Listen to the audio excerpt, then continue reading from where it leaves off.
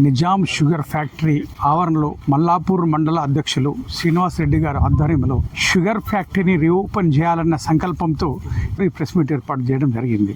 కాంగ్రెస్ ప్రభుత్వంలో స్వర్గీయ వర్ధినేని వెంకటేశ్వరరావు గారు ఈ ప్రాంతంకి ఎమ్మెల్యేగా ఉండి మంత్రిగా ఉండి రైతుల కోసం ఇక్కడ యువతకు ఉద్యోగాలు కల్పించాలన్న సంకల్పంతో అప్పుడు నిజాం షుగర్ ఫ్యాక్టరీ స్థాపించడం జరిగింది.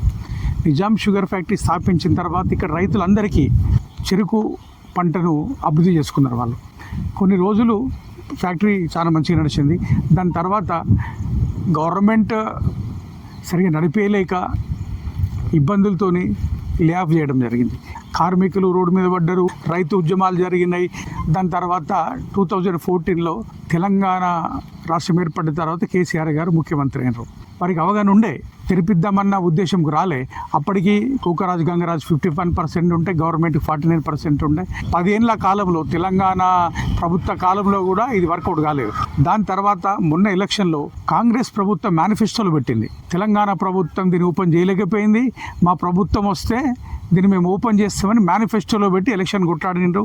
రేవంత్ రెడ్డి గారు కూడా ఈ ప్రాంతంకి వచ్చినప్పుడు వారు కూడా తెలియజేసినారు, మేము ఈ ఫ్యాక్టరీని ఓపెన్ చేపిస్తామని. వారు చెప్పి కూడా ప్రభుత్వం వచ్చి కూడా 2.5 సంవత్సరాలు కూడా వారికి ఓపెన్ చేయించలేకపోయినారు. ఈ ప్రభుత్వంలో డబ్బులు లేవు, రైతుల గురించి ఆలోచించట్లేదు, మరి ఓపెన్ అవుతుందా కాదా చెప్పలేము. మరి కాంగ్రెస్ ప్రభుత్వం చిత్తశుద్ధి ఉంటే ఈ 2.5 ఏళ్ళ వారికి అవకాశం ఉన్నది, ఫ్యాక్టరీని ఓపెన్ చేయించుకోవచ్చు. మీకు చిత్తశుద్ధి లేకపోతే వచ్చేది భారతీయ జనతా పార్టీ ప్రభుత్వం, డెఫినెట్గా ఆ ప్రభుత్వంలో ఇది ఓపెన్ అవుతుంది. ఓపెన్ చేస్తారని నమ్మకం మాకు లేదు. అయినప్పటికీ మేము దీని మీద ఉద్యమాలు చేస్తాం. మా ఎంపీ గారితో డిస్కస్ చేసి రేవంత్ రెడ్డి గారి దగ్గర కూడా మేము రిప్రజెంటేషన్ తీసుకెళ్తాం. మేము అపోజిషన్ నుండి భారతీయ జనతా పార్టీ పక్షాన ఎన్ని ఉద్యమాలు చేయాలో అన్ని ఉద్యమాలు చేస్తాం. మీకు 2.5 ఏళ్ళు టైం ఉంది కాబట్టి ఈ అవకాశం మీరు వాడుకోవాలని ప్రభుత్వాన్ని హెచ్చరిస్తున్నాం.